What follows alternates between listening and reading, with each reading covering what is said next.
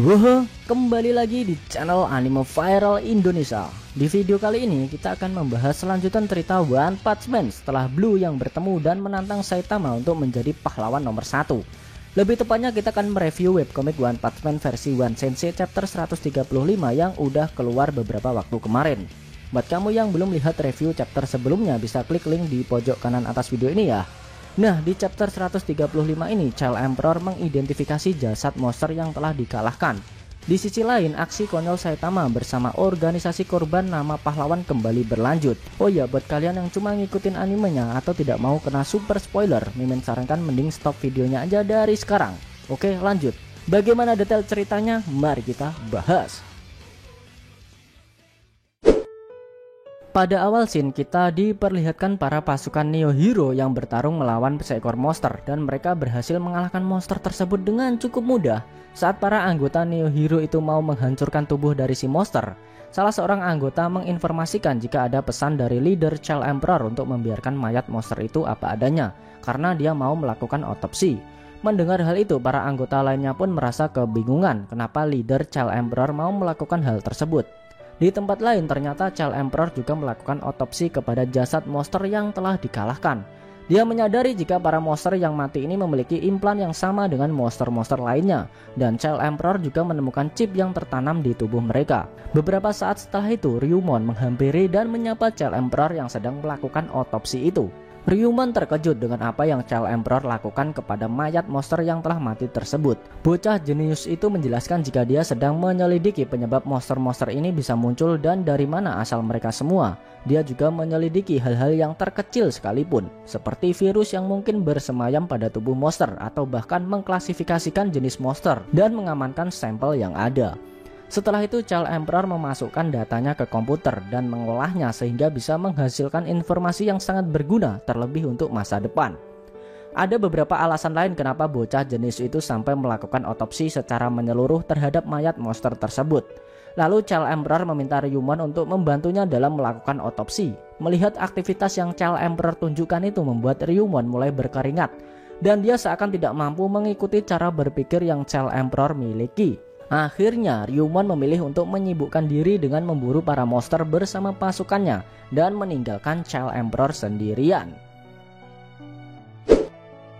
Setelah itu Child Emperor pergi dan mencari jasad monster lainnya. Dia menyadari jika ingin melacak sinyal yang dikirim ke dalam chip tengkorak monster, dia harus menangkap monster tersebut secara hidup-hidup. Setelah itu Child Emperor mengotopsi jasad monster lainnya. Jika diperhatikan lebih teliti, ternyata dari dalam tubuh si monster ada beberapa otot buatan yang tertanam, sehingga dapat meningkatkan kekuatannya beberapa kali lipat. Semakin lama Child Emperor menganalisa, dia mulai berpikir serius. Selain ada monster yang muncul secara alami, ada juga monster yang muncul dengan chip misterius yang tertanam di tubuh mereka dan muncul entah dari mana. Bukan hanya otak mereka yang dimanipulasi, namun sebagian besar dari tubuh mereka telah mengalami modifikasi. Dalam hal ini Child Emperor menamai para monster modifikasi itu dengan sebutan monster cyborg. Para monster cyborg itu memiliki tenaga yang lebih besar dari tingkat bencana monster pada umumnya. Child Emperor bertanya-tanya siapa orang yang mampu mengontrol para monster itu secara penuh. Dia berencana bertanya kepada orang-orang yang sekiranya memiliki akses dengan otoritas global. Setelah itu scene berpindah ke Saitama bersama kelompok asosiasi korban nama pahlawan. Ceritanya Saitama bersama kelompoknya itu mencoba mendatangi para monster yang merusak kota. Namun mereka kalah cepat dan sesampainya di lokasi, monster itu sudah dikalahkan oleh para pasukan Neo Hero. Para pasukan Neo Hero itu bertanya siapa mereka semua. Salah satu anggota Saitama menjawab jika mereka adalah kelompok asosiasi korban nama pahlawan. Hehehe. Akan tetapi dengan sombongnya para pahlawan Neo itu tidak akan memberikan asosiasi konyol itu kesempatan untuk meringkus para monster yang muncul. Mereka menganggap kelompok dari Saitama adalah sekumpulan penyu lambat karena pasukan Neo Hero telah dilengkapi dengan fasilitas yang komplit, bahkan dengan pakaian armor canggih yang mereka kenakan akan membuat mereka mampu berlari mencapai kecepatan 70 km per jam. Para pasukan Neo Hero itu terus menghina asosiasi korban nama pahlawan. Beberapa saat setelah itu terdengar peringatan evakuasi darurat dari kota sebelah. Dengan sangat antusiasnya para pasukan Neo Hero itu langsung berbondong-bondong menuju lokasi monster yang muncul. dan mereka berlari dengan kecepatan tinggi. Pahlawan Akahana mengajak anggota asosiasi korban nama pahlawan lainnya untuk ikut ke medan pertempuran juga. Namun dengan sigap Saitama langsung berlari dengan kecepatan tinggi menuju lokasi itu dan melewati pasukan Niohiro yang berlari di depannya. Bush! Saking cepatnya Saitama berlari sampai membuat para pasukan Niohiro merasa kalau barusan seperti ada angin lewat saja. Sedangkan sebagian anggota korban nama pahlawan lainnya cuma melihat jejak kaki yang Saitama tinggalkan sambil merasa kebingungan. Hehehe. Setelah itu Shin berpindah ke markas Child Emperor. Di sana Child Emperor sedang menghubungi Dr. Bofoy dan dia ingin menanyakan beberapa hal. Salah satunya tentang monster-monster yang telah dimodifikasi yang muncul beberapa waktu terakhir. Menurut Metal.net, kira-kira siapa yang bisa melakukan hal tersebut? Oke, kali ini Shin kembali lagi ke Saitama ya guys. Diperlihatkan Saitama yang telah berlari dengan begitu cepatnya sampai meninggalkan pasukan Niohiro dan anggota korban nama pahlawan jauh di belakangnya. Akan tetapi sesampainya si botak di medan pertempuran, secara mengejutkan monster yang akan Saitama lawan itu sudah dikalahkan oleh gerombolan pasukan Niohiro lainnya. Bahkan Saitama seperti sudah sangat terlambat karena para pasukan itu telah mendapat banyak sorakan dari para warga yang mereka selamatkan. Sambil menunjukkan ekspresi melongo, Saitama seakan tidak percaya jika monster yang sedang dia buru sudah dikalahkan dengan begitu mudahnya. Setelah itu Shin balik lagi ke Child Emperor yang sedang menghubungi Dr. Bofoy.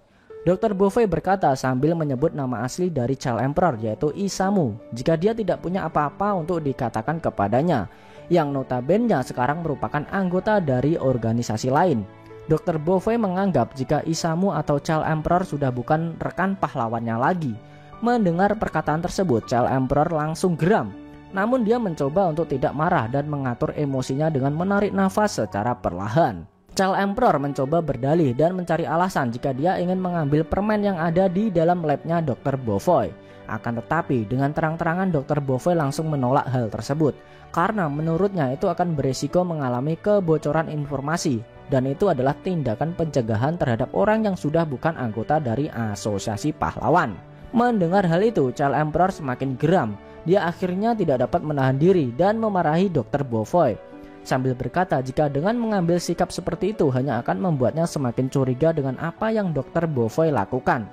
Dengan keras kepala, Dr. Bofoy cuma berkata jika Child Emperor dapat melakukan apa yang dia inginkan. Namun dia takkan dapat mengulik informasi darinya. Bagi Dr. Bofoy, seharusnya dia memberitahu untuk tidak mempercayai siapapun sama sekali, bahkan dari sejak awal.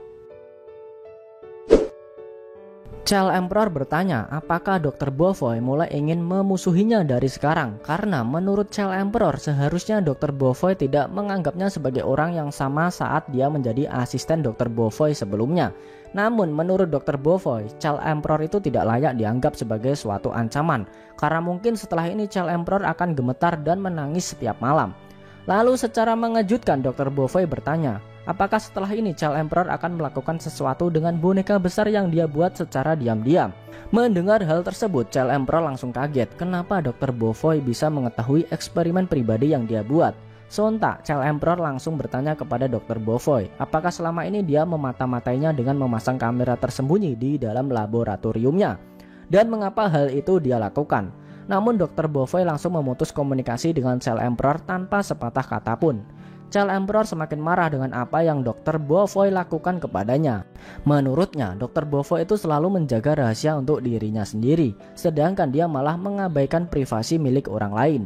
Setelah mematikan komunikasinya itu, dalam benaknya Dr. Bofoy merasa meski Child Emperor bisa melakukan apa yang dia inginkan, tapi tindakan dari Dr. Bofoy tidak akan dapat dihentikan oleh siapapun. Setelah itu Dr. Bofoy melihat CCTV dan mengawasi para pahlawan yang ada seperti Saitama, Dravenett, dan bahkan para pahlawan Neo seperti Blue, Webigaza, dan Child Emperor, sambil bertanya-tanya kapan masalah yang besar yang dia prediksikan akan dimulai. Benarkah Dr. Bofoy adalah dalang di balik monster cyborg yang muncul selama ini? Sedangkan dia masih dengan seksama mengawasi gerak-gerik dari para pahlawan, termasuk mengawasi Saitama juga. Sayangnya, scene webcomic chapter 135 telah berakhir dan kita harus menunggu kelanjutan ceritanya di chapter selanjutnya. Nah, itu tadi review webcomic One Punch Man chapter 135 yang ending scene-nya memperlihatkan Dr. Bovo yang terus mengawasi aktivitas dari para pahlawan, baik asosiasi pahlawan maupun pahlawan Neo. Bagaimana menurut kamu? Jangan lupa tinggalkan komentar kalian ya.